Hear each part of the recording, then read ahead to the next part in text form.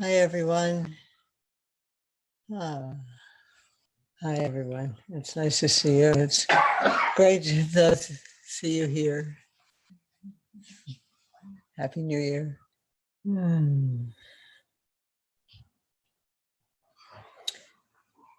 So we'll begin with the four boundless states, which in fact are our topic for the next 10 weeks. Okay.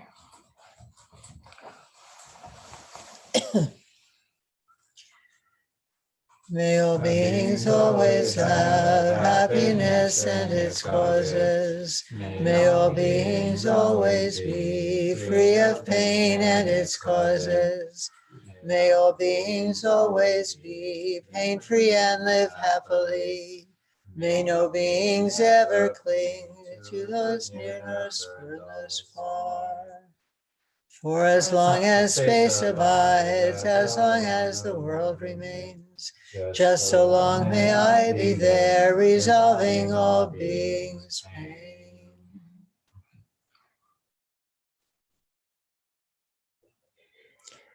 Kyabda Galwanam Tam Yer Me Be Gandrin Sumden Chinchen Lama Che Ridzin Jorme Tupden Jatola So Adep Sonyamlen Tarchin Shro. Yeah. In three real jewels, three rootless filled channels, winds, bright orbs, this Bodhi mind. Essence, nature, moving love, mandal. Until full body, I seek refuge. Joksum yate shek tawasum, zalam tigle rangshing chanchup sem, norangshing chu jeking gorla, chanchup ning bebardu jup suchi. In three real jewels, three rootless filled ones, channels, winds, bright orbs, is Bodhi mind. Essence, nature, moving love mandal, until full Bodhi I seek refuge.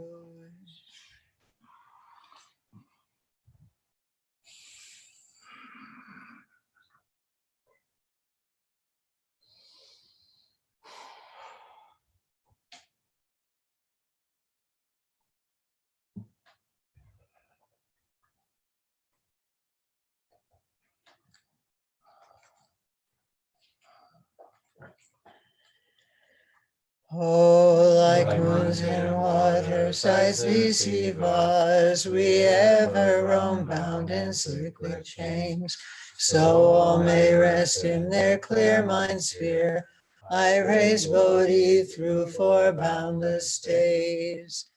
Ho natsok nangwa chude tsunre chi, korwa lugu chundu jambe dro, rang riga sel ying sung ao chir. Teme shing hang he sung je do. Oh, like moons in water, sights deceive us. We ever roam bound in cyclic chains. So all may rest in their clear mind sphere. I raise Bodhi through four boundless days.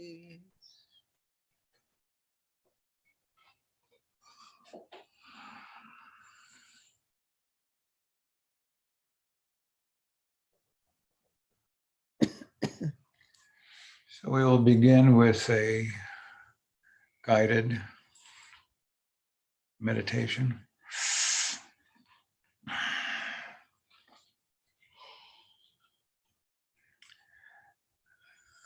Allow yourself to sense what you're sitting on and just bring your attention to the area of contact between your bottom and whatever it is you're sitting upon.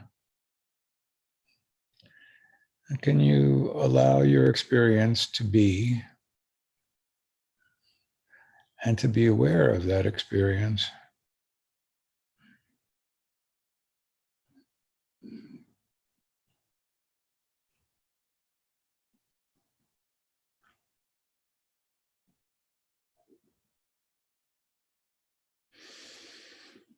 And allow yourself to feel your sense of support that's provided to you by your skeletal structure.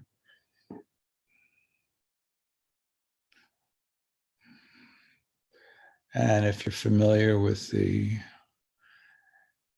central channel, to sense your central channel as a source of support.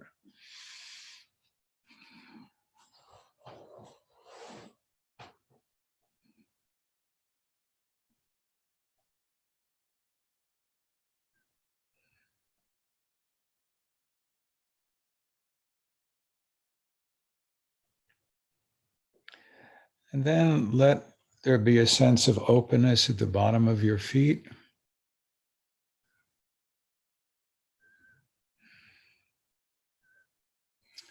And let that openness move up through your feet, through your ankles, and to your calves, through your ankles to your calves and shins.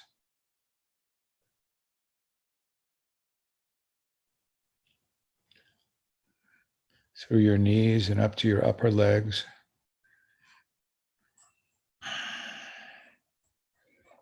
And through your buttock area and your pelvic areas open into the middle torso and upper torso.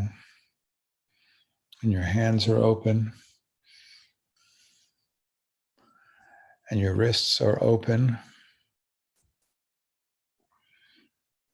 And your forearms are open. And so are your upper arms and your shoulders, and where your shoulders meet your neck and into your head.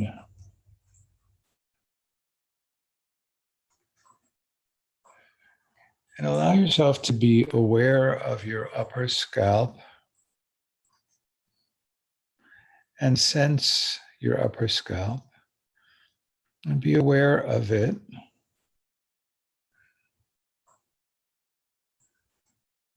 With acceptance, whatever sensations may be in your upper scalp.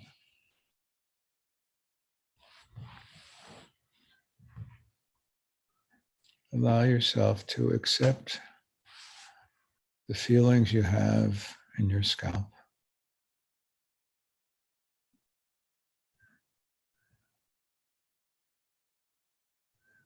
And allow that acceptance to move down to your forehead.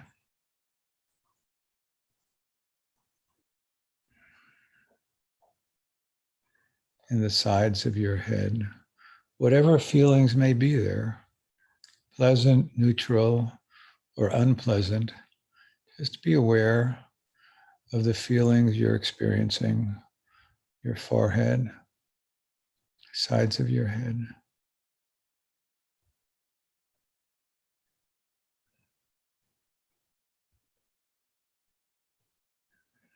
Allow that acceptance to move down to your ears, the back of your head, your eyebrows and your eyelids and your cheeks. Whatever the feelings may be, just allow a sense of acceptance.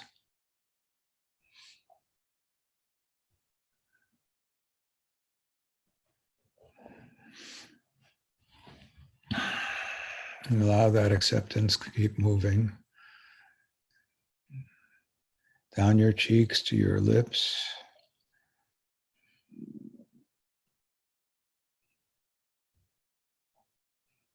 your teeth, your tongue, your jaw.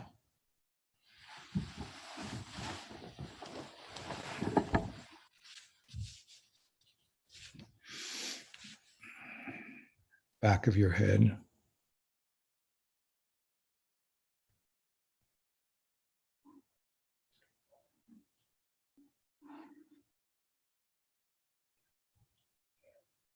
Whatever the feelings and sensations are, sense of acceptance.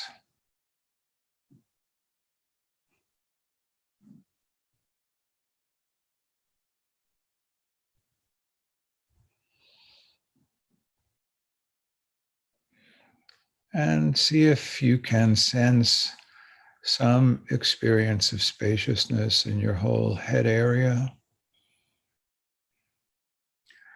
with acceptance if there is a sense of spaciousness, and acceptance if there isn't a sense of spaciousness. There may be a sense of solidity or obstructedness to your head, or there may be a sense of spaciousness. Those two may oscillate.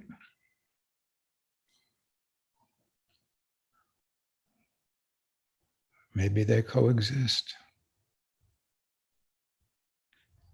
It doesn't matter. The important thing is, can you accept what is into your attention without turning away from your attention, not trying to change what's in your attention, and not trying to hold on to what's in your attention. Just an attitude of let it be, engaged intention, attention, tender, engaged attention. And allow yourself to sense what's going on in your neck and your throat.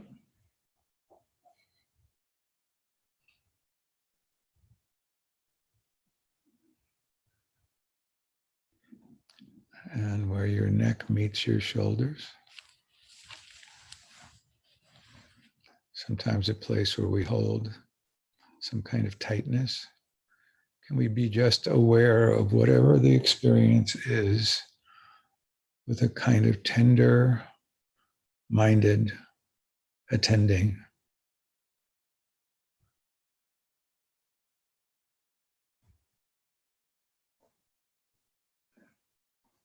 And sense your shoulder areas very gently.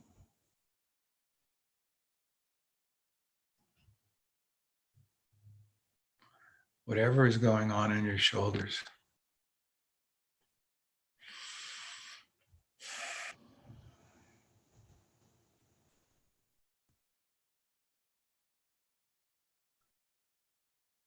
Can you accept that?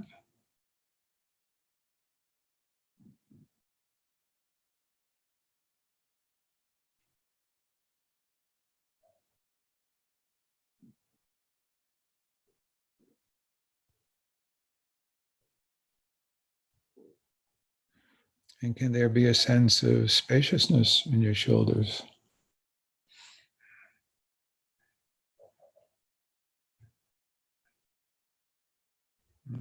What's it like to feel spaciousness? What's it like if you don't feel the spaciousness? Can you still accept what you're experiencing?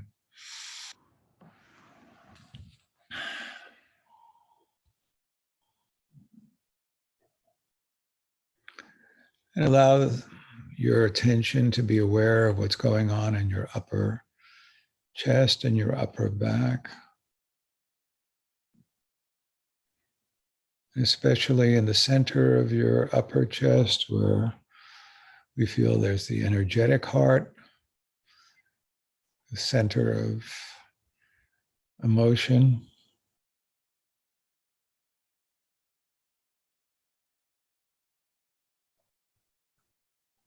Can you be aware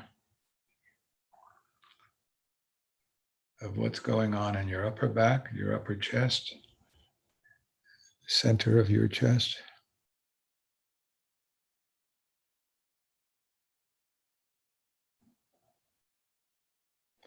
Whatever it is, can you be aware of it and accept it? Let it be. Can you be interested in what you're feeling?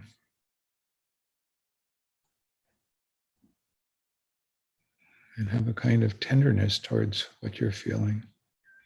Tender appreciation.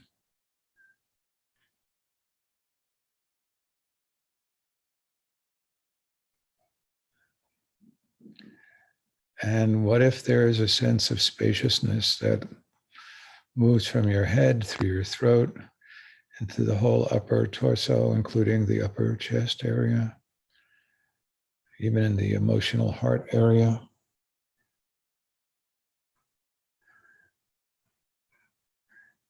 Is there a possibility of sensing spaciousness?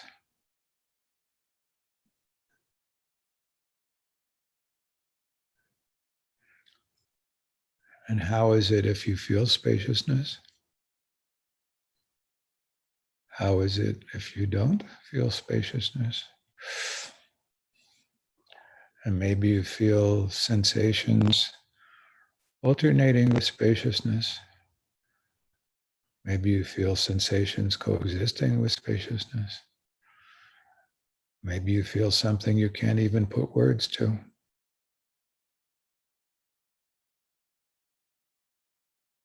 Doesn't matter.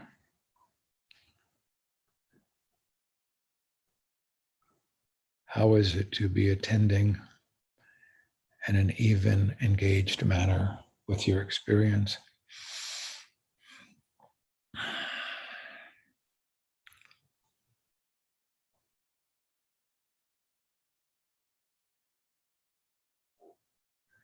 And allow your attention to be in your upper arms,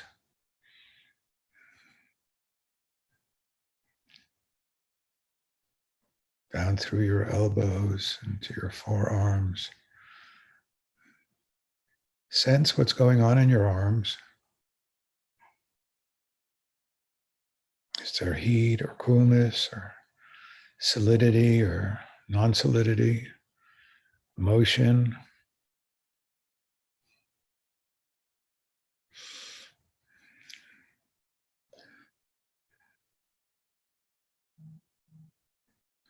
Any sense of movement,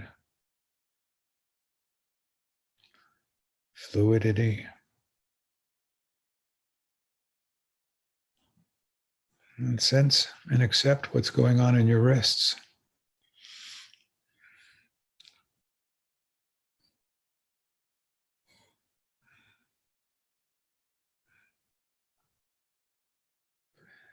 Into your hands, whatever your sensations you're experiencing in your hands.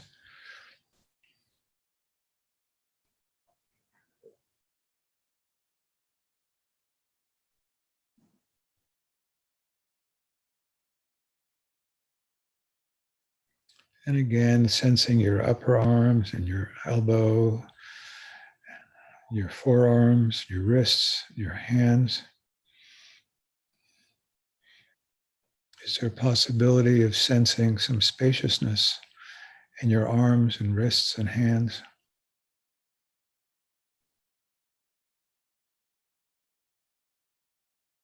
How is it to sense spaciousness in those areas? How is it if you don't feel spaciousness?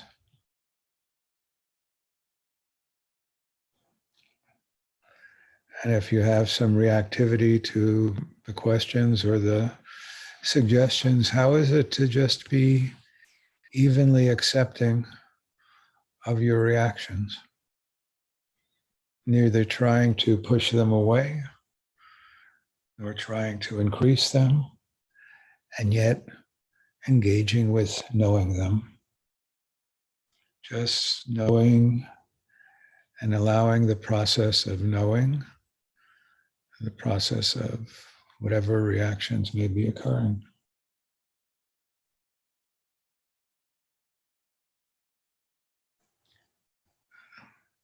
Can you have a sense of spaciousness in your head and your neck and throat, your shoulders, upper chest into the heart, emotional area?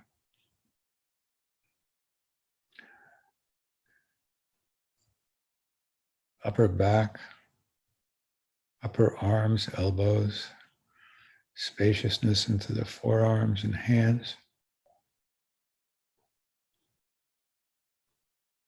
How is it to sense into some sense of spaciousness.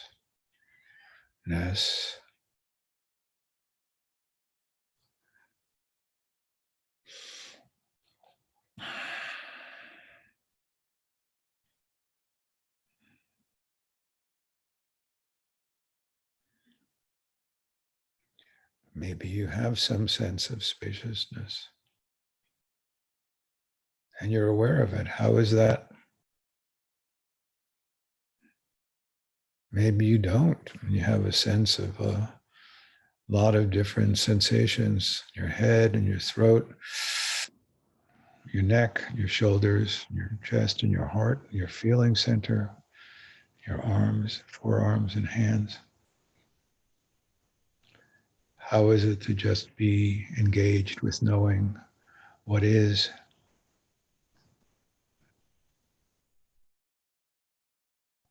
And maybe there's some oscillation between one and the other. Maybe there's some coexistence.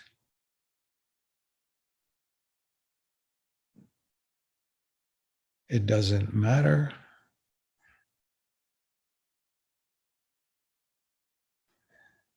There is equally engaged attention. That at its core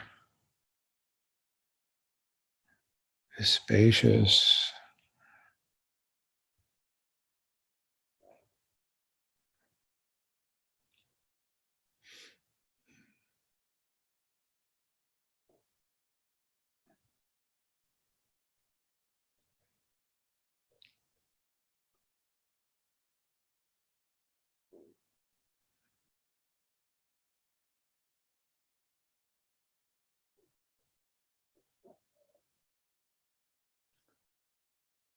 how is it to be present with yourself, whatever your experience?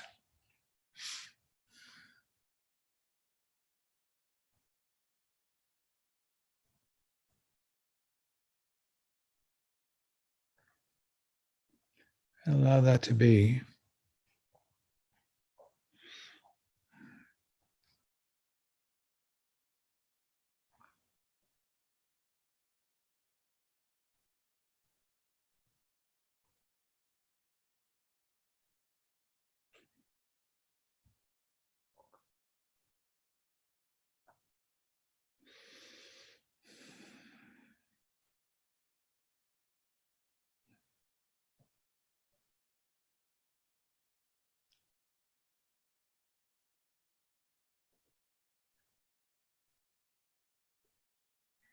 Allow yourself another minute to just let whatever we've experienced settle into your experience, be part of your mind and body continuum. Let it saturate your sense of who and what you are. You don't have to tinker with anything.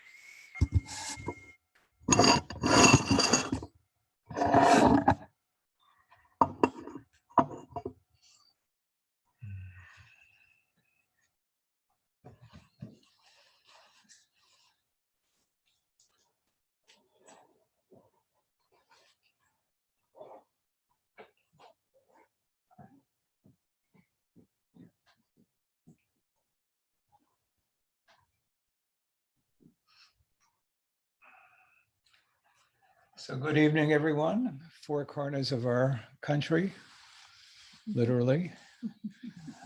Lovely to see everyone from sea to shining sea. We have Hawaii, New York, Portland, Houston, and Ottawa, I think. If Claire is in Canada, where did she just go? Just acknowledging her, and She didn't want to be found out. she didn't want to be found out. I don't think she could hear. Lovely to see everyone.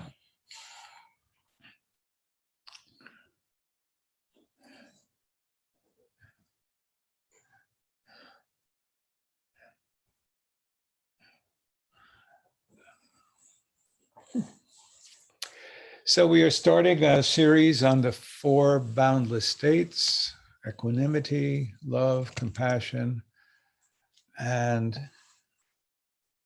joy.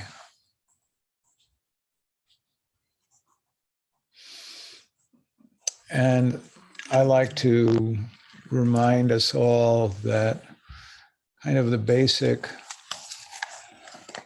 context within which we do the teachings is that teachings from Buddha going all the way back to the foundational materials and the foundational texts, teachings on dependent origination, which include a vision of us having feelings, and with feelings, we have reactions. And if those reactions are not informed with wisdom, they are often lead to either clinging or aversion and set forth a spiral that creates habit patterns in this life that are unsatisfactory and propel us into future lives with habit patterns that are restless and not settled and unsatisfactory. And so the two major orientations that we can find maybe in terms of working with our habit patterns and our reactivity is learning to understand reactivity, notice it, settle it, have wisdom about the nature of what it is we are either reacting to or the very nature of our reactivity.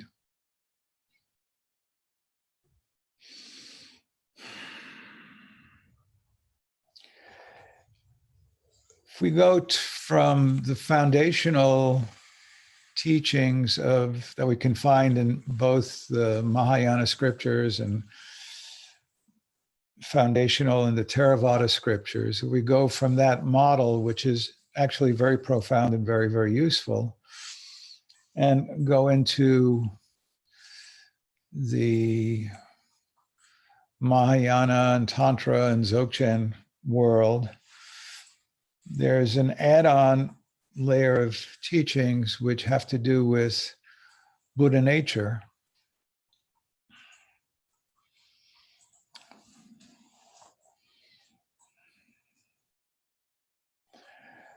And that we all have Buddha nature.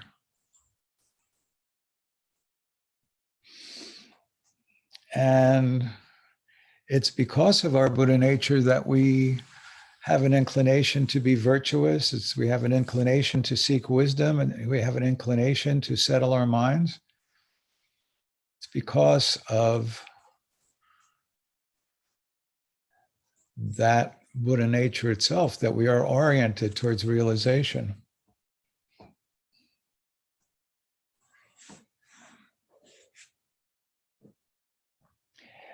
And it's also because of the qualities of Buddha nature that we can generate Buddha-like qualities. They're not something that we're needing to create out of nothing. There's some kind of gleam of Buddha nature qualities that we touch into as we're practicing, that grow as we're practicing. And sometimes when we practice, we have a taste of our Buddha nature. We've practiced, we've oriented, and then kind of like ice skating, you start pushing and you start pushing, and all of a sudden you're kind of gliding and you're feeling and experiencing what it is to actually be tasting ice skating. And so we both orient and we practice, and we also taste what it is we're cultivating. So the first thing I'll ask is, we did some cultivation just now. Does anybody have anything to say about what we were practicing in terms of a sense of evenness, a sense of spaciousness, a sense of awareness? Were you totally distracted? Were you aware? Were you aware of sensations? Did you find yourself reacting? Did you find yourself reacting to reacting? Were you even with respect to reacting? What was happening? Anything to report from anybody? Karen. Yes, please. Can you hear me? Yes. Perfectly, like you were next Wow. door. Oh, beautiful. So lovely to be here. I usually don't get to be here on Tuesday evenings. So, Harvey, that was really quite remarkable, because I sat and we started, and it's like, okay, be my scalp. I can do that, and I'm in there. And then as we moved down, it was that awareness that, oh, there isn't spaciousness. There is some tightness, and just being accepting. I loved the word tender around that. And then as we moved down into the heart area, right before I came on, I had been in my office working, and I had the news on, and, they put the news out that the Iranians had struck an airbase in Iraq, and now there's all this, escalation going on. And it was just, I realized that my heart was tight. And when I tried to move into spaciousness, I just had tears, because, but not emotional sobbing tears, but it's like I accessed a place of just real sadness for the suffering that is, as we're doing this, is going on. And it was really interesting I don't know that I've had that experience before, where I'm stepping into a bit of spaciousness at the same time as there's an achiness, and to just kind of be with that. And you said it, the direction was so beautiful, to be with both. Can you just be with both, and to just allow myself to be in spacious awareness, and an ache that still was not spacious, Uh-huh. and to try and let the ache just move into spacious. And then as it would move into spacious, I'm having this thought, oh, am I abandoning the suffering of others if I'm moving into spaciousness? It was just a interesting thought that went through.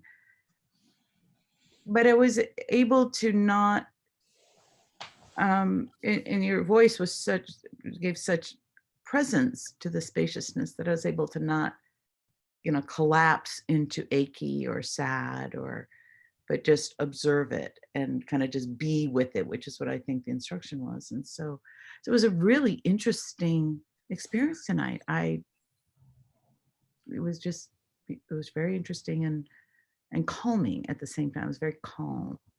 Yeah, lovely. And I think that you raised a very profound observation and question And that is that our ordinary mind has a kind of menu of what things like love and compassion really look like and feel like. And when we start moving into more non-conceptual experiences, they're not going to necessarily look like that menu.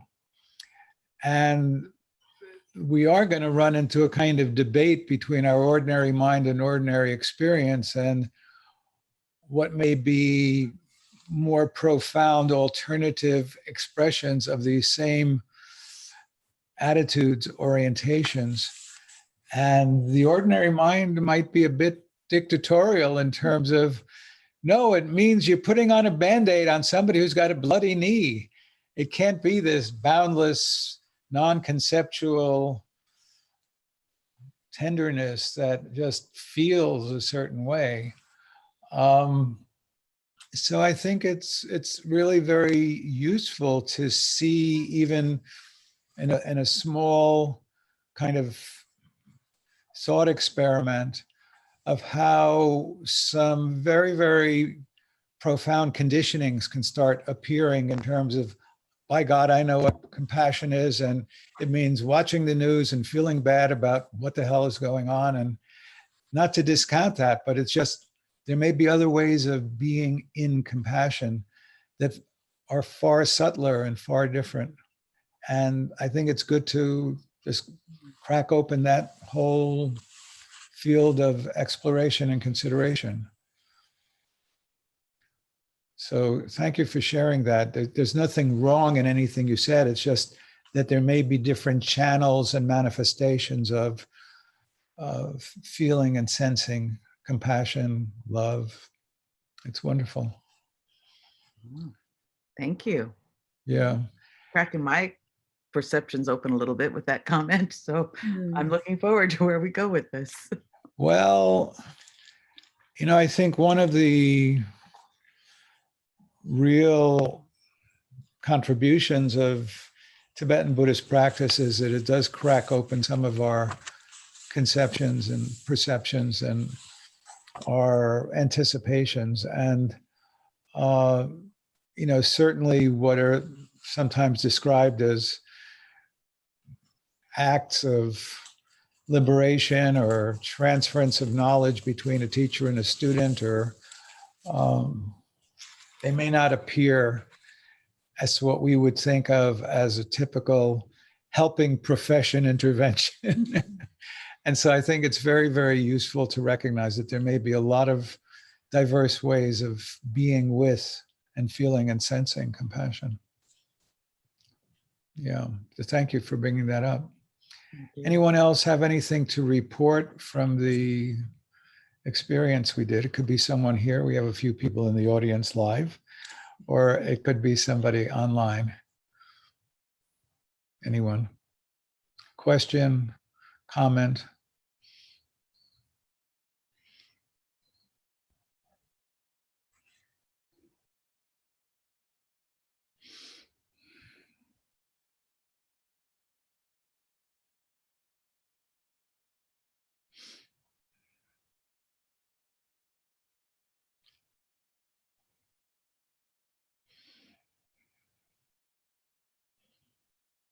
Okay.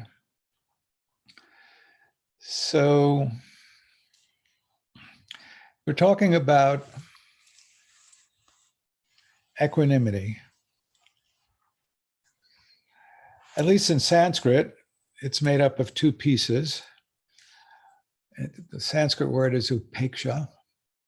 Pali is upeka. And iksh means to look, and upa means to upon. So etymologically, it kind of means to look upon. And, if we look at most of the classic presentations, there'll be a little bit about working with ourselves, and there'll be mostly working with others. And I think that having spent as much time in this modern Western body as I have, I think that we as modern Westerners do benefit from some attention to our own experience and how we can learn about practicing equanimity with respect to ourselves, how that can be mobilized into our relationship with others. So, one way we like to talk about teachings is that there are far enemies and near enemies. And the far enemies are kind of often obvious, but not necessarily. And near enemies are typically a little bit subtler. So certainly when we think externally and we think about far enemies of equanimity, the two far enemies of equanimity with respect to others would be hatred and clingy attachment. Both of those are not equanimity. But how does that relate to ourselves? Well, maybe many people wouldn't feel that they grossly hate themselves and or grossly cling to themselves. Maybe people don't relate to that, or maybe they don't think they're doing that. But in some subtle ways, we certainly do both cling to ourselves, obviously, and we also have some negative attitudes.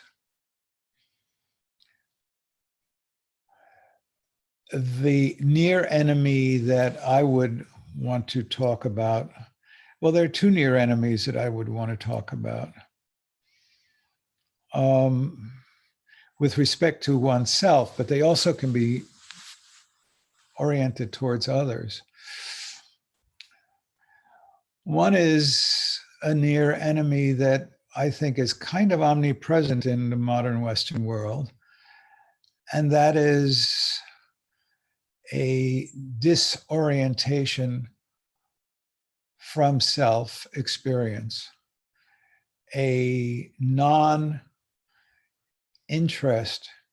in what is occurring in one's own body and mind, a very, very strong orientation towards outer experience, embodied in these babies. Sometimes small screens, sometimes big screens.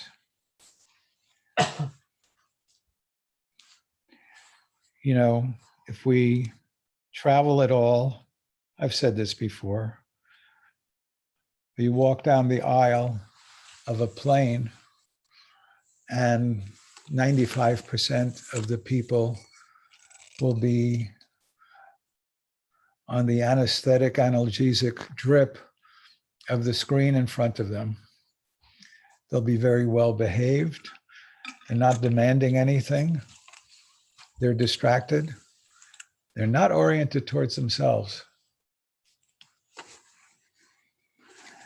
And so one of the close enemies of looking upon is an unwillingness to look upon. And that may be external or internal. Most of us in the West don't want to look upon our own inner experience. It feels very, very foreign to most of us to sense our physical experience, especially, and equally as difficult, our emotional experience.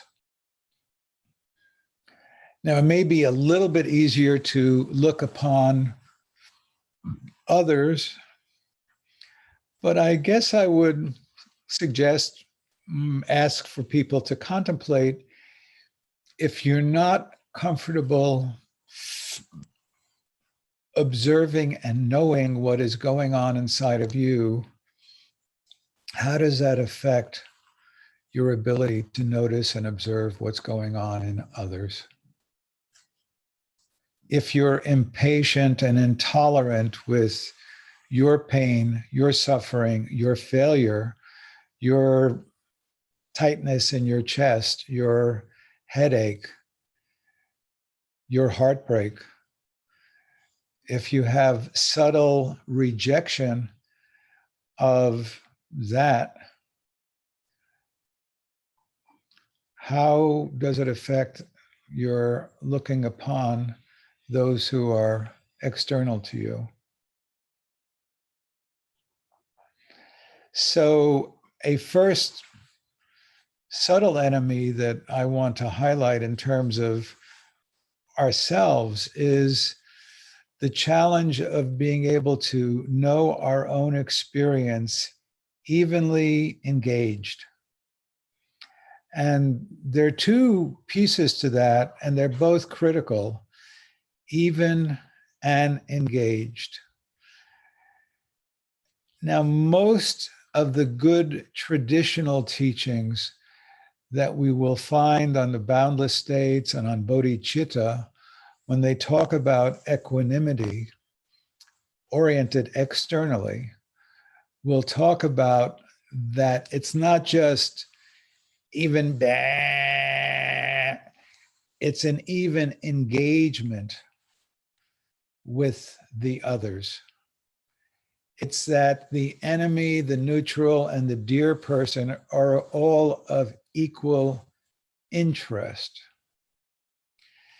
So the other near enemy is a kind of disinterested, distant observation.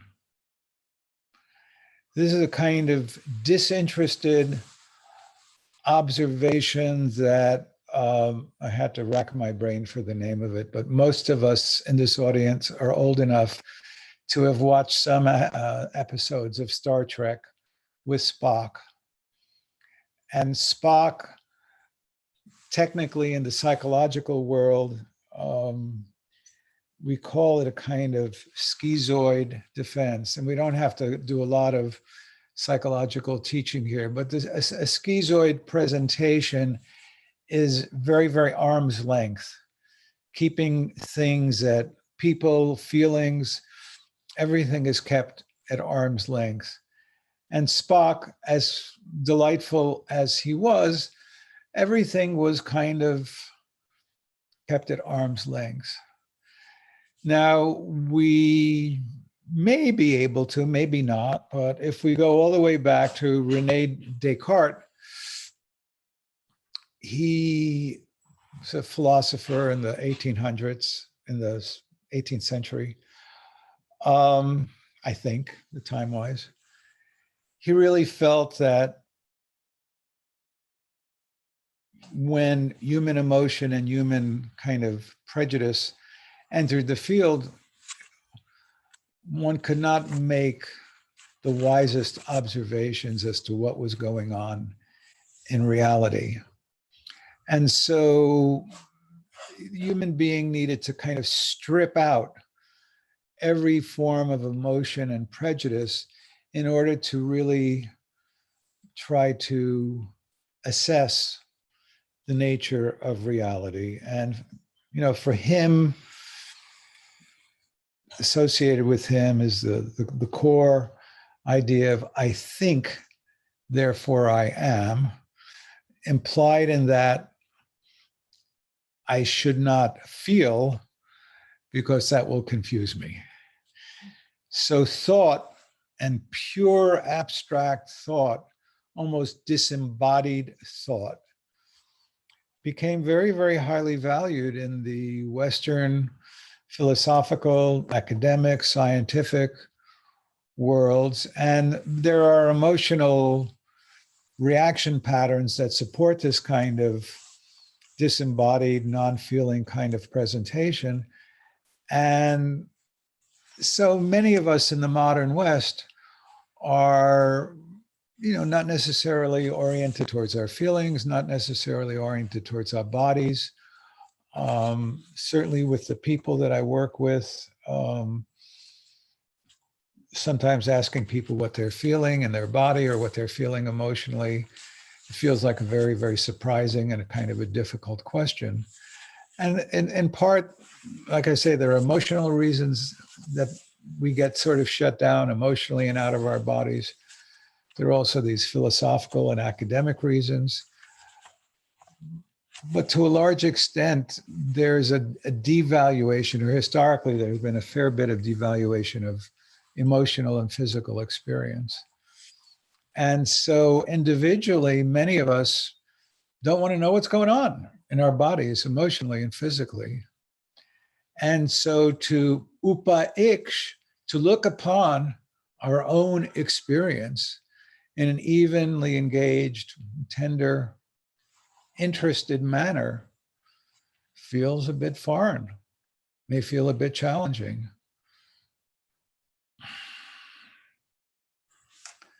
May feel like something I don't want to do. It's not information I want to come by.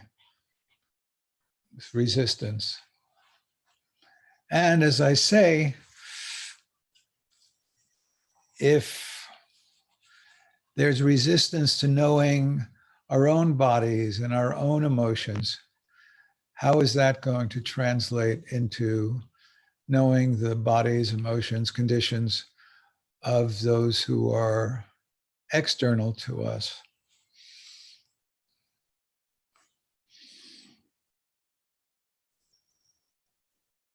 So it's the issue of engagement with one's own experience is certainly a subtle enemy that I want to point out to people. And the other subtle, and I think I may have said it already, but I want to flag it again because it shows up so frequently. Many of us may not sort of grossly articulate of, oh, I love my body, or I hate my body. But often when people start cultivating internal awareness of their own situation, their own body, their own emotion, their own sensation, there's a subtle kind of rejection that may almost be out of awareness. And this may be, how should I say, internalized from one or another parent or society. Certainly many men and women have internalized voices of criticism of their bodies or parts of their bodies or their emotions or some of their emotions. And sometimes we're not even aware of the background yak rejection of ourselves and our experience. It's so subtle that it's not even out of the bones. And in a way, the really near enemy is when we're walking around and we're even practicing some kind of awareness, but at the same time, it's like, well, I don't like that, and I don't want to have a headache, and no, I don't want to feel that, or I don't want to have that sensation, and so we are developing awareness, but there's a kind of a subtle sensor that is operating and making comments and reactions that may almost subliminally be out of awareness. And that's a real subtle enemy with respect to a practice of true equanimity. We are in this particular course tying the boundless states ultimately into forms of wisdom. And just by way of a preview, I mean, I think there are two wisdoms that equanimity can sort of reflect and resonate with and ultimately be a channel towards. And one is a wisdom of evenness, so that one of the five wisdoms associated with the five Buddha families is a wisdom of evenness or sameness, which is articulating a kind of ability to remain unreactive in the face of all sorts of different circumstances, or non-reactive to one's own reactivity. You know, so there are reactions that occur, but we don't add into them, we don't reject them, we don't support them, we don't make believe they're not there, but we have a kind of evenness with respect to the nature of what's going on, and evenness which is tenderly engaged. And the other is the wisdom of the sphere of reality, or reality, sheer sphere, the Dharmadhatu wisdom. And that's just an ability to just hold a vast spaciousness within which everything is occurring without reactivity again. And it's a little bit of the spaciousness that I was suggesting. But equanimity can be a kind of reflection of and a doorway to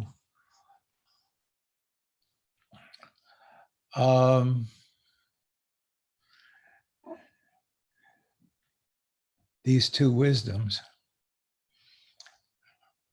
So with that, I will hand the baton over to Anne. Here's the baton. This is such a vital and amazing topic, really. The four boundless states, also known as the four Brahma Viharas.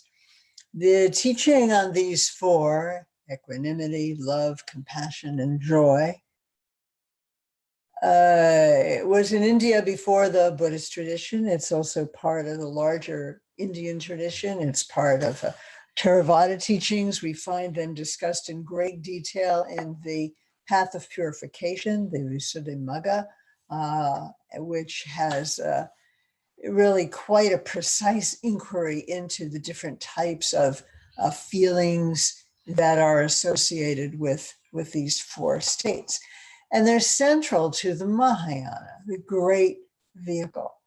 We know that fundamentally what distinguishes, in its own view, the Mahayana or great vehicle from the earlier teachings in Buddhism, as well as the pre-Buddhist teachings, is this tremendous heart of compassion, this heart of having a heart of concern, love, compassion, joy for all living beings throughout space. And that's a pretty radical view. All living beings throughout space. The murdered and the murderers, the thief and the victim of the thief, those who are close to us and sort of on our team, those who are maybe not on any team, we don't feel one way or the other about, and those who are definitely on the opposite team, quote, enemies. So what would it take to so totally reform the heart of our experience that we are not continually rattled into reactivity, liking this, not liking that, liking this person, not liking that person, judging, this is good, this is bad, just to be balanced, no matter what is occurring. Balanced but not bored. And this is a discrimination that Harvey was also making. Balanced but not dead. Balanced and alive. Balanced and knowing exactly what's going on. This person is out to get me. This person is not.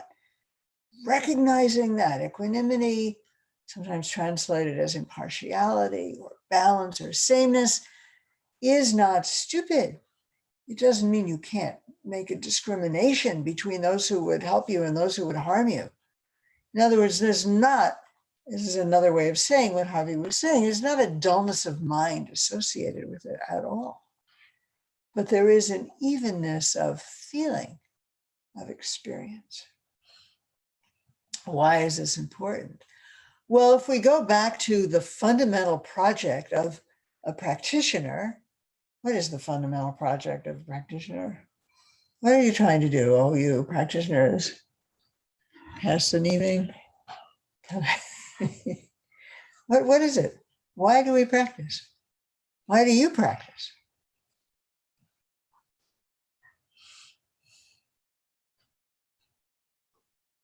It's not that vague, is it?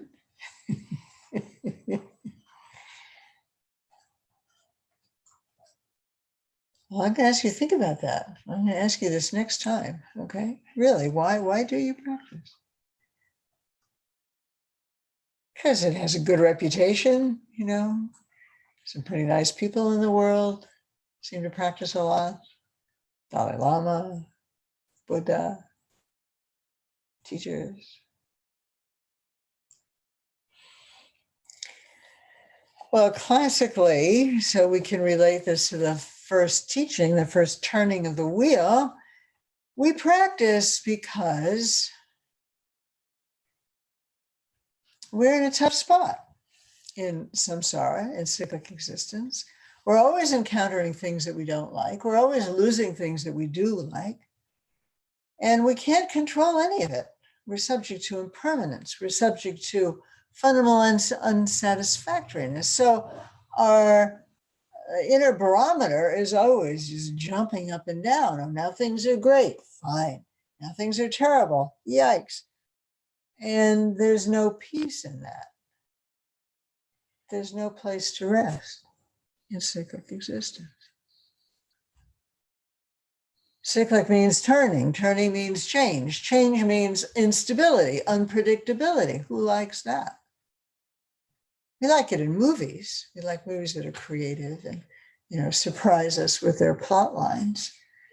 We don't really like it in life that much. So fundamentally, we are oriented such that we think there's a tremendous difference between what is good and what is bad. And this keeps our barometer or temperature pretty ratcheted up. We're always in reactivity. Things are not the way we like them. That's very unsettling. Things are really great. Yay! But then they won't stay that way. It's a constant, perpetual issue for us.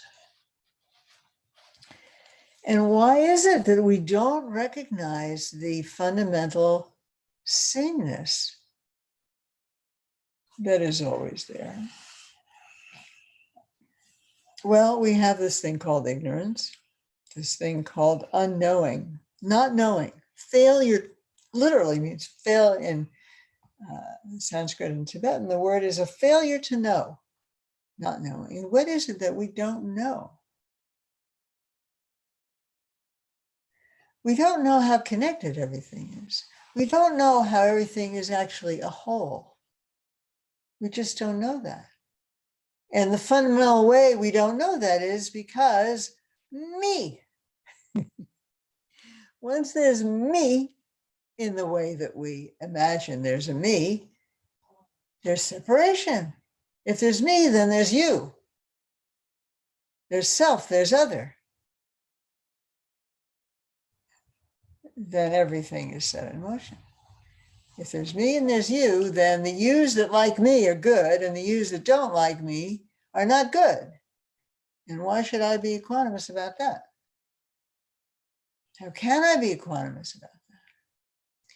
So this is a kind of manifestation of ignorance, what Buddhists call ignorance. We talk about two kinds of ignorance in Buddhism.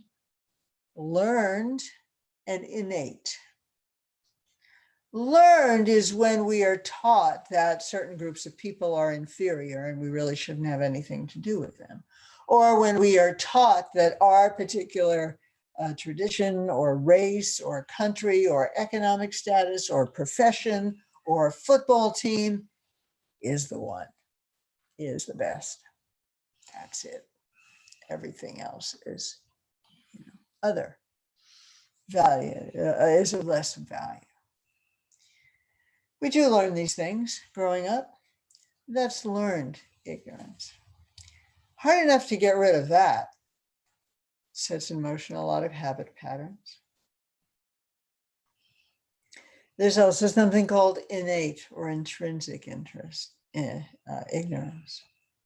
This is even harder to get rid of because this has to do with the very ways our sense experience is set up.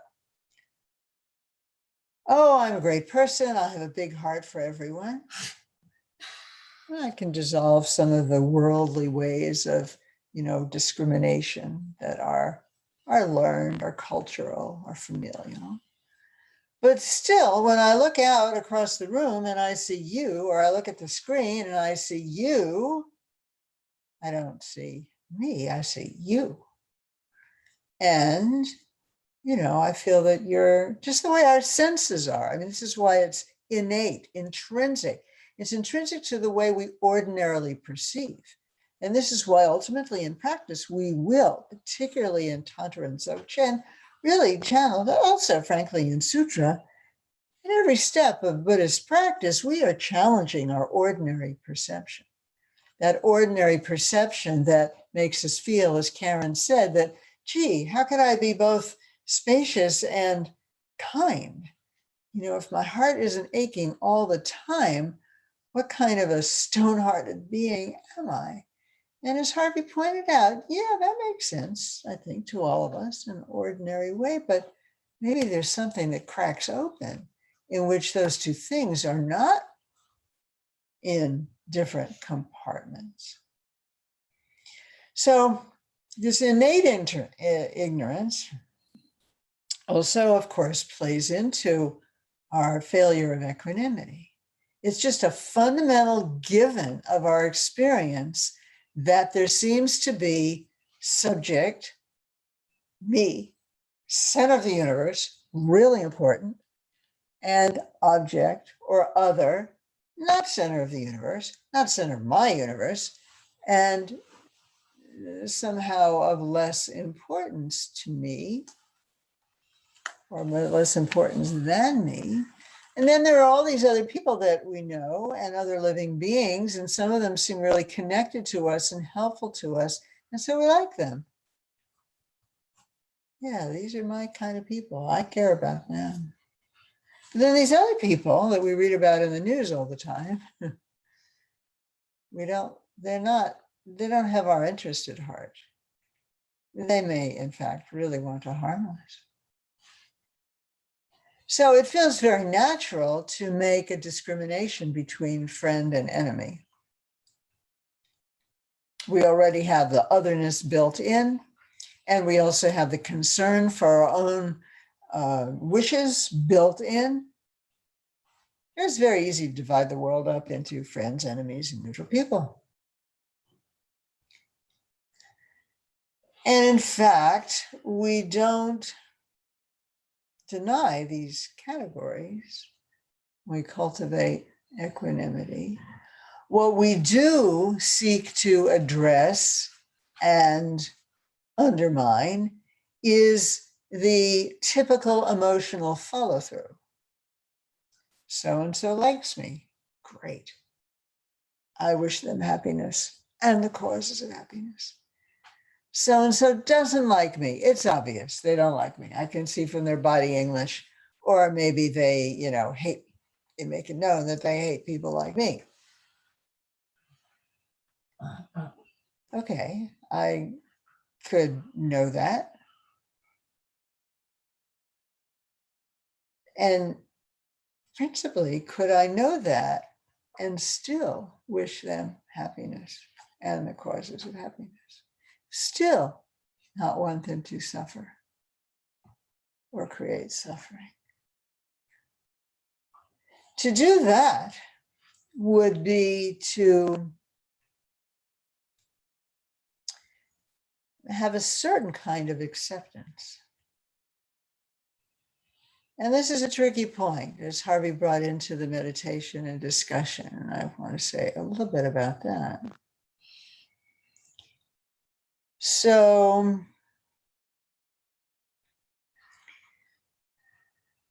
ordinarily, where this person doesn't like me, or this person has what I consider to be a wrong political orientation, that already is enough to get me going.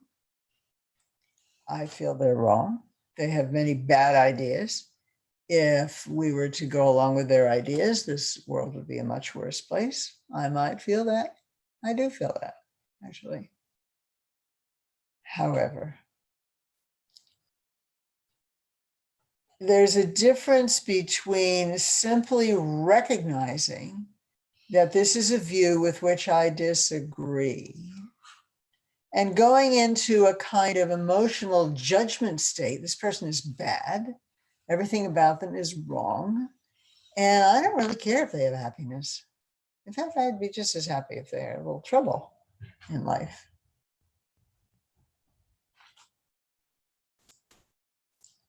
So acceptance, emotional acceptance, or the acceptance, so that makes me rather turbulent. I get agitated. These people, they're wrong. They should change their minds. I'm going to try to change their minds. I might try to change the minds of people who I think have harmful ideas. But can we imagine doing that with a sense of, at some fundamental level, evenness, balance, sameness? It's a tricky business because we're not saying we wipe out all critical thinking, but judgment specifically in this context means a certain kind of pride. I'm right and you're wrong. Now, in fact, I do think I'm right about certain things. I don't think that, people should carry certain kinds of weapons into Walmart. I just don't. I think it's wrong. However, can I be nonetheless equanimous regarding persons who disagree with me, who I think are enemies in some sense, that we disagree about some pretty fundamental things, and keep that space in my heart open for them? This is where the space thing also becomes relevant. So acceptance doesn't mean that we go along with what other people feel if we feel it's wrong. It doesn't mean that. But with the cultivation of equanimity, impartiality, balance, we are accepting in the sense that the ocean accepts the reflection of light and reflects and accepts the shadow of the clouds. It accepts it in the sense that it's there, it knows it, it recognizes it. Or acceptance in the sense of a mirror. Anything can be reflected in a mirror. The mirror doesn't crack. It doesn't say, sorry, you're a bad person, I'm not going to reflect your face. Right? That's what acceptance means. It doesn't mean like, okay, it's okay, but it means that at some level, I have the space to allow this to exist, because it does exist. I'm not trying to pretend it doesn't exist or push it away. And in a certain sense, I'm not taking a position. I may take a position against another person's position, but my heart of equanimity is not thwarted. So you can see it's kind of delicate, right? It's not this dead neutral zone or everything's okay, everything's the same. Well, everything is clearly not the same in some important ways. But in the most important way, all reflections in a mirror are just reflections. Every dream, good and bad, in sleep is just a product of sleep. Everything that is arising is part of our world. It's not other in the way that we think of other. And this is where we come to Kangyur Rinpoche in his discussion of equanimity and the four boundless states. And we'll be referring to this very short chapter, a very pithy chapter in Treasury of Precious Qualities, Jigme Lingpa's text, commented on by Kangyur Rinpoche, a teacher of our teacher Kitsen Rinpoche, whom Harvey and I also met briefly many years ago. And he says that equanimity, which here they translate as impartiality, I like evenness or balance, because evenness and balance have as a translation, have a kind of felt sense associated with it, whereas impartiality can sound a little bit like Dr. Spock, you know. Mr. Spock. Sorry, Mr. Spock or Dr. Spock. A different sort of looking upon. Parents of my parents, you know, that was the Bible, Dr. Spock. Anyway, so this state of evenness, equanimity, is itself, Kangyur Rinpoche says, is basically a state of an absence of ignorance. Whoa! By having equanimity, we are releasing ourselves from the kind of ignorance that is always dividing the world up into 2 or 5 or 10. This fundamental sense of lines in the sand. And the first line of the sand is me, the line around me. Once there's a me, as we say again and again, and we see this in Shantideva, this is so fundamental. Those of you who are doing the Guru Rinpoche, becoming Guru Rinpoche practice, we know that, you know, overcoming dualism, two-ness, separateness is a pretty fundamental task in our practice, and it's pretty darn challenging. So here we're getting this opened up a little bit and saying that, well, equanimity, evenness, balance, serene presence to everything is a way of staying connected to the way in which everything is the same. Fundamentally, you know, as we often say, all waves are water. Dangerous waves, little ripples, they're all water. Yes, we have to get out of the way if there's a really big wave coming. We have to get out of the way if there's somebody coming up to harm us also. But we can do that still fundamentally recognizing that there's a sameness there, not to forget the sameness. Doesn't mean there's no difference at all, but not a difference in fundamental nature. Now, that's a pretty radical thing, right? It's not ordinary mind. And the interesting thing about not being so reactive is that we have more space, more emotional space, more flexibility. Oh, I don't have to raise my voice in a certain way when a certain type of person does a certain type of thing. I have freedom. It means a lot more freedom. When we're reactive, we talk about our buttons being pushed, right? We know, everybody, we all have that. Such and such special person, Tanzango used to say. That special person who can push our button just by walking into the room sometimes. That's how we are, right? We can see that. We don't push that away. That's part of being open to our own experience, as Harvey was doing in the meditation. It's really, really important. Not to get into a fight with ourselves. Oh, I'm cultivating equanimity, but I hate this person. Oh, I'm a terrible person because I hate this person. And it just goes on and on. or no, I don't hate anybody, not me. I also don't want to talk to anybody, just getting into this kind of very indifferent, stoic kind of state. That's not equanimity either. So we're navigating some subtle distinctions here that we will continue to talk about.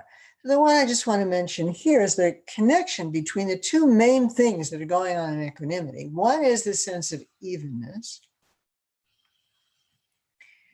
And that evenness gives us balance, gives us ground, really. And in fact, if you remember, those of you who've done the 5 elements practice with us, the Dakini practice, earth element. The earth element is fundamentally associated with equanimity because we have a kind of stability, emotional, energetic, physiological stability, because we're not always getting upset. We have stability, emotional stability. We don't go nuts. If somebody pushes our button, okay, yeah, I don't like that. In other words, we recognize our feelings. It's a big part of our training, as we know, neither to push away and deny, nor totally identify and get carried away with our feelings. That's a middle way that's pretty challenging. And most of us, much of the time, are a little bit one way or the other. A feeling comes up, we get on it and ride it. Or a feeling comes up, we don't even know it's there. So equanimity is not knowing your feeling is there. Equanimity is in the face of recognizing how absolutely irritating, if not criminal, so-and-so might be. The mirror just stays reflecting whatever it is. We just reflect. Oh, here's this person, really pushes my buttons. In fact, my button is getting pushed right now. Oh, okay. So it is. In other words, not building up reactivity. And the fundamental thing around which this reactivity coalesces is judgment, which in this way of looking at things is associated with pride. So when, we have 5 main afflictions, and the 2 that equanimity, impartiality, balance, the 2 that this first unbounded state that we're talking about overcomes are pride, the pride of, I know what's what and you're wrong, the pride of, I am better than you, or the pride of, you're better than me, right? Any pride here means, so in Tibetan, the word that we're translating as pride literally is made out of 2 syllables, nga, which means self or I, and gyel, which means king or majesty. So it's kind of like king me. That's the word that gets translated as pride. King me. Now, king me doesn't necessarily mean I'm the best person in the world. It does mean I'm the most important, which honestly is, unless we get quite a lot of training, is true. My position is the position. It's a little bit different way, I think, of using this word pride, maybe than we use it in ordinary English, but it's kind of a technical term. It's a term of art in Buddhism, and it specifically means the sense of kind of a very keen sense of my hierarchical relationship to anyone else. I feel lower. I feel I'm the worst person. I feel like I'm the best person.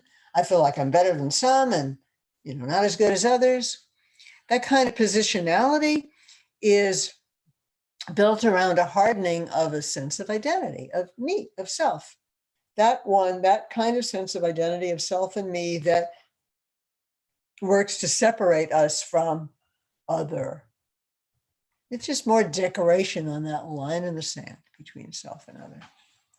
So we can see that this sounds like kind of a simple thing, even if it's emotionally challenging, of cultivating the kind of balance that we're talking about when we talk about this first Brahma Vihara, this first, abiding in the abode of the great God Brahma, this boundless state. Why is it bound? Why are these states boundless? Because the equanimity that we seek to cultivate includes all beings, all living beings, the cockroaches, the ants, the mosquitoes, the sharks, the people on our side of the political spectrum, the people who are not. Everybody, boundless. Now, most of us, I think, are pretty good people, really, and probably have a pretty wide berth of a sense of a heart and people and animals and the earth itself that we feel a concern for. But we do come up against our limit. And whenever we come up against our limit, that's our edge. That's the limit of our equanimity at this time. And so it's not quite boundless yet. We seek to extend the bounds. Time, Tameshi, the four immeasurables, the four boundlessnesses, the four endlessnesses, endless equanimity. Wow. Just imagine if anybody could walk through your living room right now, the worst person in the world, the most dangerous person in the world, could just walk through your living room, walk through your mind, maybe, and you could not lose it. You could not lose the spaciousness of your being and give it all up to them, shouting how terrible they are, feeling how terrible they are. Doesn't mean you wouldn't protect your family, but that something in your being would remain spacious. So when Harvey was introducing all of the, just encouraging us to experience the spaciousness in our bodies and to feel spacious and non-reactive, accepting like a mirror accepts all images, accepting like the ocean accepts sun and shadow, accepting like the earth accepts whatever. People spit on it, shit on it, walk on it, plant seeds in it. The earth is often given as an example of very patient, accepting everything, whatever, it accepts it. This gives us somehow more space. So the wisdom of sameness, which is the fruitional wisdom associated with the cultivation of equanimity, one of the five wisdoms, is also linked with the wisdom of reality itself, the wisdom of the Dharmadhatu, essential space, or the sheer arena, the Dharmadhatu, in which everything is born and which nothing ever departs, this all-inclusive reality. Everybody, we all share it. We're all children of the Dharmadhatu. We're all the children of ultimate space in that sense. So equanimity, the cultivation of equanimity, is associated with two types of wisdom. And we certainly want to be exploring this. But there's, I think, already a kind of intuitive understanding about how these kind of work together, right? If we're always rattled, and we know people who are like this, and we know that we ourselves are sometimes like this, we're tired or hungry, just everything is just makes us mad, just makes us reactive, makes us want to, whatever it is that we want to do when we feel reactive, punch somebody or eat potato chips or turn on the TV or, that kind of reactivity. You think about it and watch it in the next 2 weeks. We're going to continue to talk about equanimity. Just get familiar. This is your homework. Okay. Get familiar with your own reactivity. What does it feel like? Not to judge it. Oh, I'm so bad. We're all reactive. Okay. Short of enlightenment, short of fully recognizing our true nature and therefore fully understanding that this idea of a separate self is total ephemera. Okay, well, we all have some, I think, understanding of that, but to really see that, until we really, really get that to the bottom of our being 24/7, we're going to be reactive some of the time. So don't feel embarrassed. We're reactive. Get to know your own reactivity in the next 2 weeks. Keep in mind, just one or two, it doesn't have to be the most embarrassing thing you do in the next 2 weeks, but just notice. I don't think there's anybody, including us, who's not going to react, be somehow reactive to something, right? Just notice it. And notice how when you get in that reactivity, you really have very little space. You have very little choice at that time. Button is pushed. It's like that, the nail on the chalkboard. Goosebumps just thinking about it. Can't help it. And do you feel more or less spacious when you're in that kind of reactivity? Reactivity means you're there, something happens, and you helplessly react. You're angry, you're jealous, you want to change it, you want to lecture, you want to run away. All of it is, it's a very general term, reactivity. So that reactivity means something's been activated, some habit patterns, as Harvey was talking about. Now, most of us have a lot of experiences with our families, right? From the time I was maybe about 5 for almost to the end of my mother's life. We finally, I think, had some real healing. But, there were things that she would do, much as I knew that she loved me, much as I appreciated her constant concern for me. There were just things that she would do that were like unbearable. So and I didn't have any choice, right? Then I didn't have space. I wasn't equanimous. I was helpless. I lost my space. I lost control. I didn't have flexibility. So most of us have something like that we can, understand. And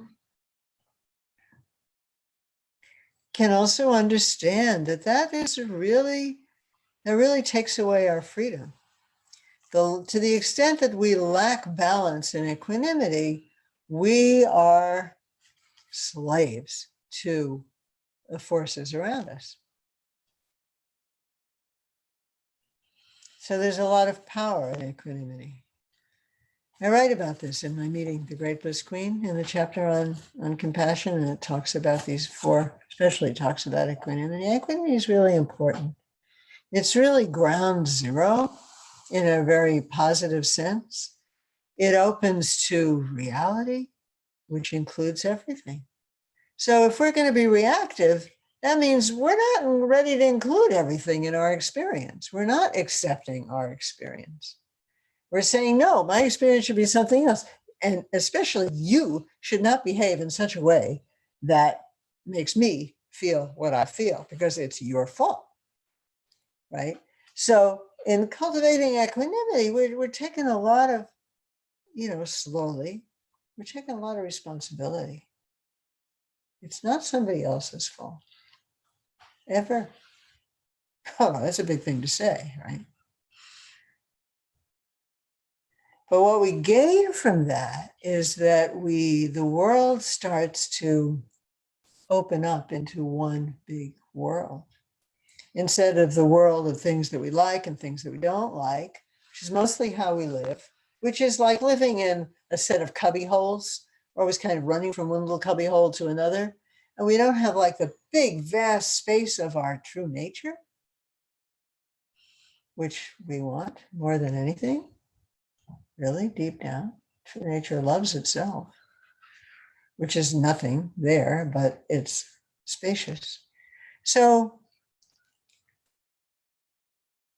there is, to the extent that there is a longing for freedom, which I think animates much of our practice. We'd like to be free from stress, the stress that seems to just come about inevitably when certain conditions arise. We'd like to be free from all these conditions that make us feel this way or that way and just feel spaciously present no matter what. How would that be? It would be a kind of freedom, no? And it would give us a very good ground for anything that we want to accomplish in the world. So equanimity is really significant. It's profoundly significant. It opens to the space of our true nature. It is itself an absence of ignorance. It is freedom to be in the fullness of our own being, just like the water is in the fullness of the ocean.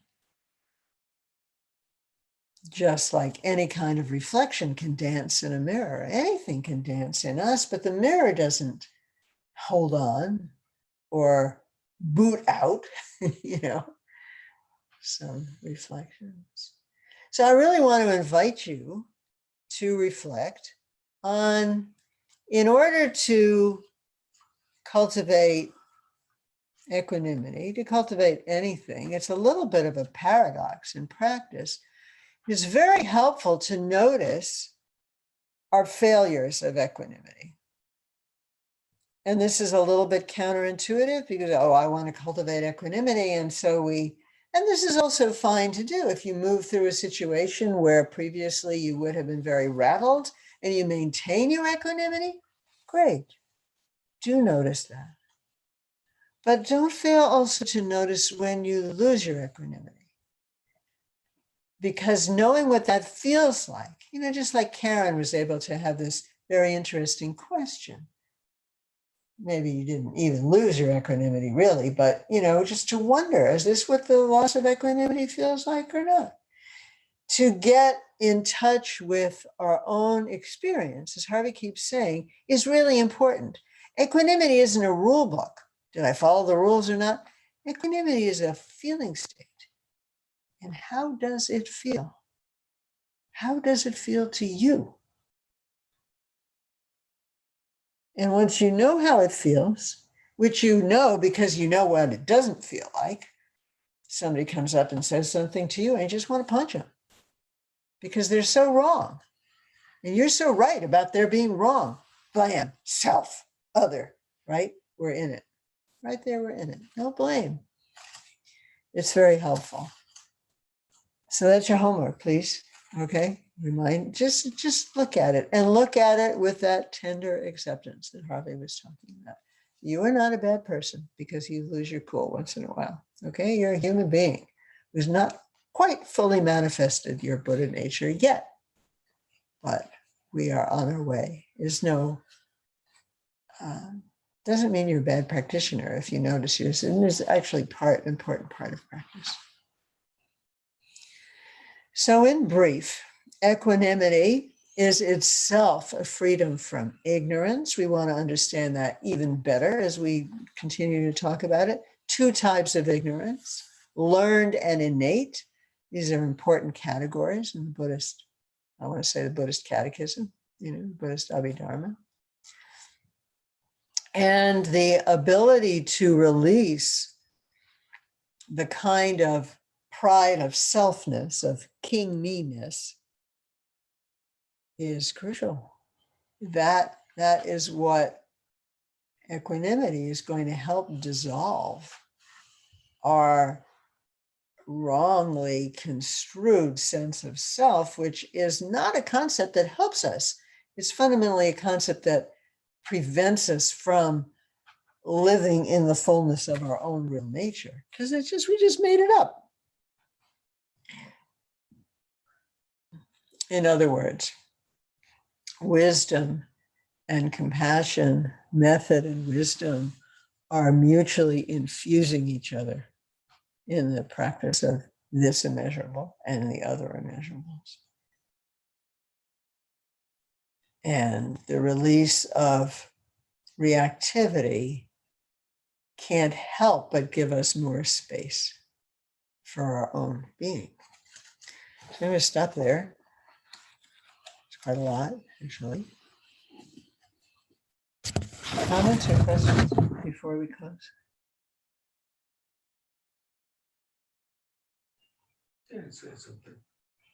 I heard a person that I know, he never trained in any spiritual teaching.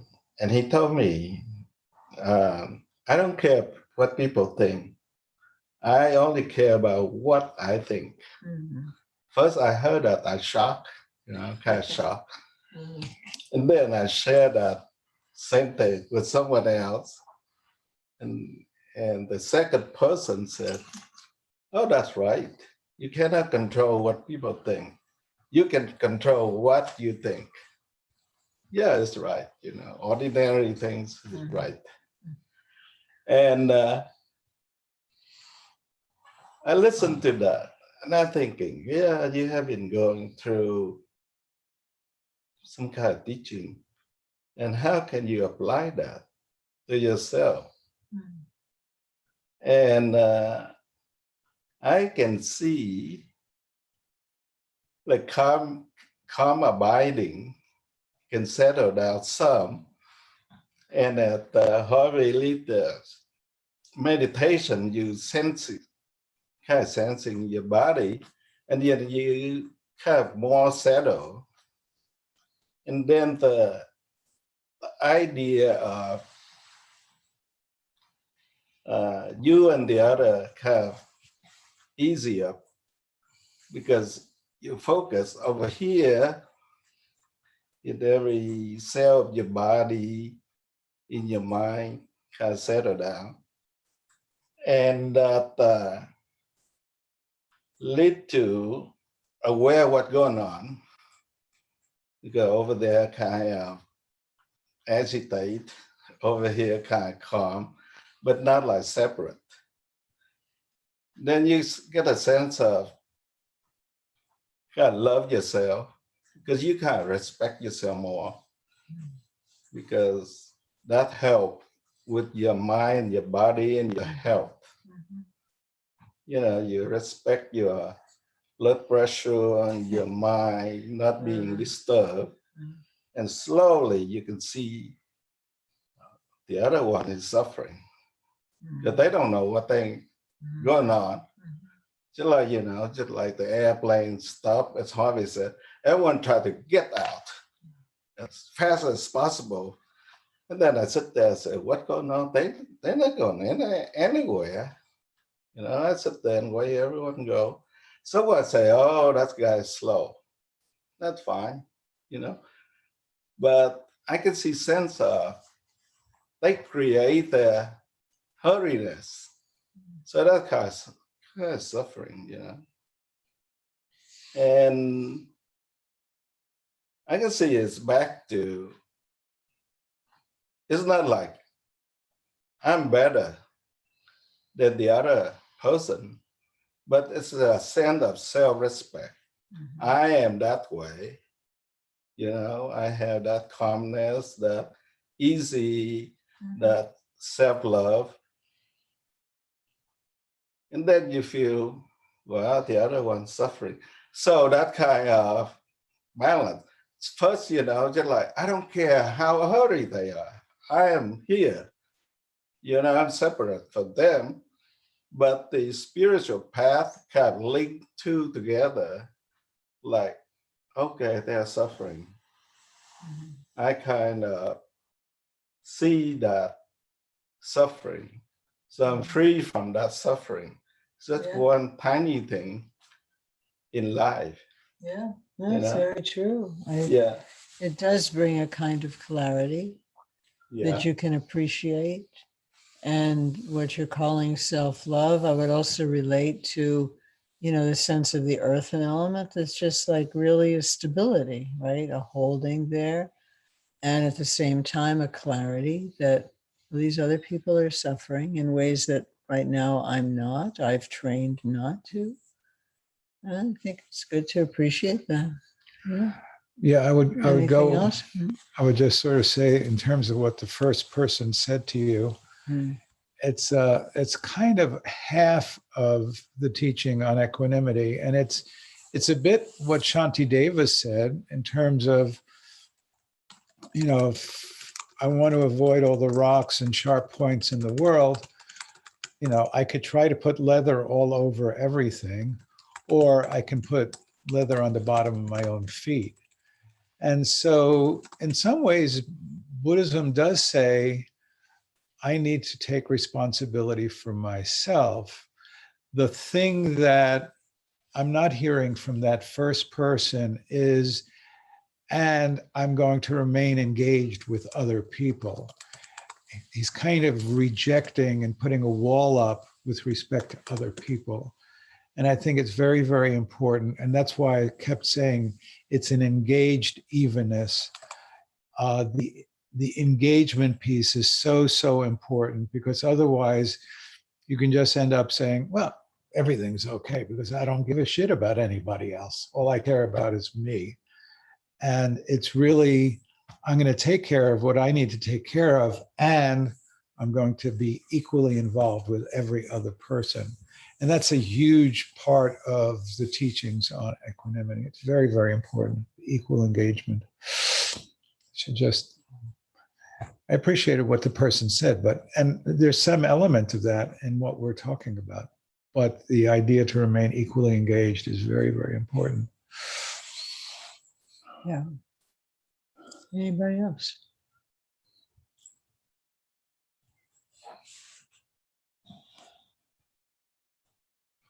I see.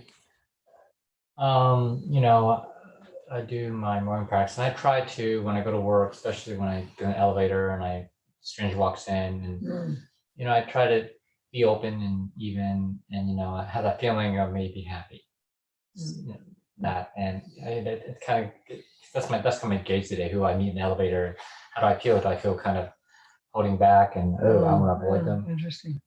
Or do I too open with them? So yeah, some days when I'm a little rushed, I'm just not so open. Right. I'm like right away. It's like, okay, well, I'm a little annoyed. Right. Maybe smell or something, and yeah, so it's something Yeah, it's very sweet Yeah. to look into that and just notice it. And yeah, some days you're tired and we're in a rush, as you said.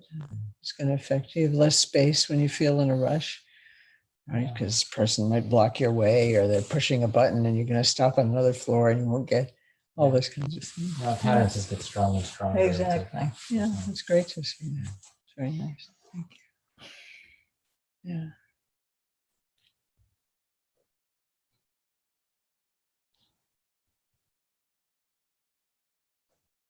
All right then. So, we'll remind you that speaking of being aware of our own experience, that's really at the center of our discovery practice day on February 1st. So Saturday. So please consider that and register if you're coming. We really encourage everyone to participate in this. We don't know yet where. Sorry? We don't know yet where we're gonna meet. We don't know 100%. It's probably going to be at Rice. It's probably not going to be in our home. We'll be broadcast though. Karen's participating. Yay. So this is an all Sangha opportunity. Hey, Lori. Lori. Hi, Stephanie. Yeah, Lori Ludwig back there Really? in California. Oh my goodness. Wow. Hey. Hi. It's great to see you. Have you been hiding in the background all along or just come into the room? I've been unpacking from some stuff. Okay. And so I wasn't available to attend, but I'd love to see a rebroadcast or see access. Great. Well, it's there. John knows how to get it. Isn't that the nature of life? Unpacking some stuff. Story of living. All right. We're always unpacking It's some great to stuff. see you. It's great to see you. All right, well, let's dedicate. And Happy New Year. By this this good good may I Swiftly swiftly once become a great guru, lead all beings, everyone, to reach to that very ground. in In a pure land ringed by snow mountains, source of bliss and benefit for all, powerful Tenzin Gyatso Chenrezig, lotus feet, please stay hundreds of years. Fill vast space with your activities. Om Swasti. Flawless refuge sources give blessings. Teacher, protector, kind Dharma Lord. Jorme Tupten Gyatso, wondrous good. Lotus feet ever, deeds everywhere. Namo Guru. Guru, glorious Master, wise, good, and handsome. Now that your work here has subsided, please think of our pains and suffering. We pray you quickly take form again. Om Swasti. and Harvey, like the waxing moon, may your life and merit flourish, grow. through The threefold skillful pundits' deeds, live long benefiting all you need. By the true power of two Vajra truths, 3 jewels, 3 roots, Buddha's compassion, faithful Sangha and aspiration, may this prayer be realized at once. May there be a great fine new temple, a great seed for all high practice learning, which having spread in all directions, male and female yogis everywhere, practice and further the teachings there. Did we do the book? Is there a book? There is a book, but we But we didn't didn't do do it. it. Why not everybody will light our candle and give everybody a moment just to speak the names of the people you would like to share practice with tonight.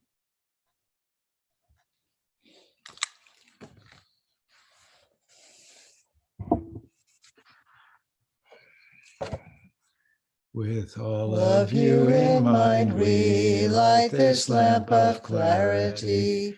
May the glow of love, wisdom shine within us, everyone, till we all rise forth born in one enlightened mandala. Adam's baby, Nicole, baby, Nicole, baby, Peaches, Michelle, Ramdas, Cancer, Michelle Hunter, Joanne and her family, Sharon and Sharon's friend, Mrs. Bittner, who passed recently, Gary, all children, all beings suffering in Raymond, Australia, animals and the humans from the fires there, distress in the Middle Rennie East. Moran,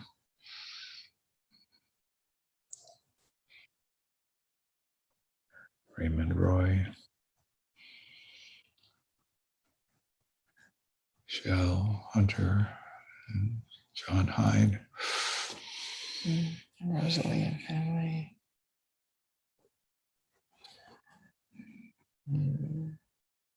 Mary's mother around.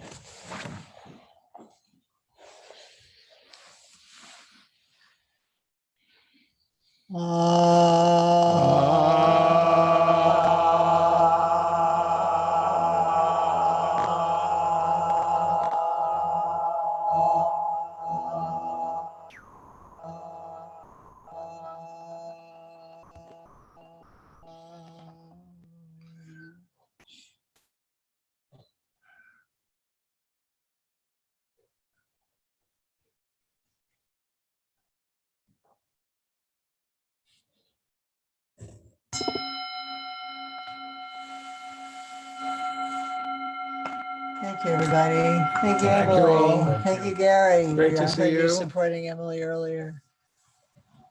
Nice to see you. That's a great picture Hey, of Tom Kate, and Teresa. Stephanie. Which Lisa that is Kate? this? We don't know which Lisa this is. Who are you, Lisa? Can you show us who you are, Lisa? Do you know? Well, we wish you well in any case. Stephanie's going to say something? Are you? No? Okay. From John Pfeiffer to everyone. Good night. night, Love love you you. all. Yes, indeed. Kate. Love you all. Kate, too. You look like a kid, Kate, your t-shirt. At 10 years old. Anyway, really nice to see you. And we look forward to continuing. Take care, all.